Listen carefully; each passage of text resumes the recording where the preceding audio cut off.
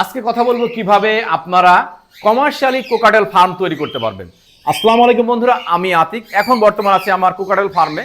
তো আজকে কথা বলবো আপনারা কিভাবে কোকাটেল পাখি পালন করে লাভবান হতে পারবেন, বা কোকাটেল পাখি পালতে গেলে আপনাকে কোন বিষয়গুলো খেয়াল রাখতে হবে এবং কি করলে আপনি একজন কমার্শিয়ালি কোকাটেল ফার্ম তৈরি করতে পারবেন। তো অলরেডি আমি দেখতেছেন বর্তমান কিন্তু আমি আমার কোকাটেল ফার্মের ভিতরে আছি। আপনারা কোকাটেল পাখি যদি পালন করতে চান সে বিষয়ে প্রথমত আপনাদের খেয়াল করতে হবে কোকাটেল পাখি পূর্ণাঙ্গ বয়সে বেঁধে দিতে হবে, এবং কোকাটেল পাখি থেকে যদি আপনি ভবিষ্যতে এটা কমার্শিয়ালি ভাবে করতে চান তাহলে প্রথমত হচ্ছে যে আপনাদের নিজের খামারের পাখি রাখতে হবে। নিজের খামারে যে পাখিগুলা ভালো ডিম বাচ্চা করে, যে পাখিদের 4টা-5টা করে বাচ্চা টেক কেয়ার করতে পারেন, বাচ্চাগুলোকে সুন্দর ফিট করায় এবং বাচ্চাগুলোকে আপনার ফেদার প্লাগ করে না, সেই প্যারেন্টসগুলো আপনি সেই প্যারেন্টসের বেবিগুলো আপনি রাখবেন। তাহলে কিন্তু ভবিষ্যতে ওই পাখিগুলো যখন আপনার ডিম বাচ্চা করবে তখন ওই ধরনের আপনার 4টা-5টা করে বাচ্চা করবে। অবশ্যই সব প্রাণীর ভিতরে কিন্তু জেনেটিক ব্লাড লাইনের একটা ব্যাপক শক্তি থাকে।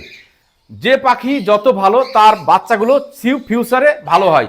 আপনি দেখতেছেন আমার যে ফার্মটা, আমি কিন্তু একদিনে এই ফার্মটা কিন্তু করতে পারি নাই। এটা করতে আমার সময় লেগেছে দীর্ঘ 4 বছর। 2017 সাল থেকে কিন্তু আমি পাখির জগতে পদার্পণ করি এবং 2017 সালে প্রথম পর্যায়ে কিন্তু আমি বিভিন্ন রানিং পাখি কেনার পরে আমি কিন্তু ধরা খাই। রানিং পাখি কিনে কিন্তু আমি কখনোই ভালো কিছু করতে পারি না। যখন আমি বুঝলাম আসলে রানিং পাখি কিনে কখনো পাখির জগতে ভালো কিছু করা যাবে না, কারণ রানিং পাখি যে কিনবে সেই ঠকবে। এই জিনিসটা অবশ্যই আপনাকে বিশ্বাস করতে হবে, কারণ একজন খামারি কখনো রানিং পাখি সেল করে না। এই জিনিসটা যখন আমি নিজেকে যদি কমার্শিয়ালি পাখি পালতে হয় অবশ্যই আপনাকে বেবি কালেকশন করতে হবে এবং কমার্শিয়াল খামারির কাছে বেবি কালেকশন করতে হবে, তাহলে ওই পাখি থেকে ফিউচারে ভালো কিছু করা যায়।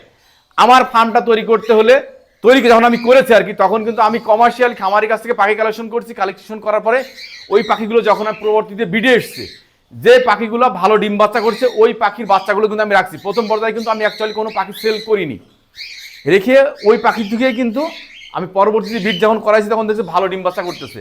যেসব পাখি ভালো ডিম বাচ্চা করে পরবর্তীতে ওর বাচ্চাগুলো ঠিক ভালো ডিম বাচ্চা করে। এইভাবে কিন্তু আমি মানে পাখিগুলো রেখে আজকের এই পর্যায়ে এসেছি।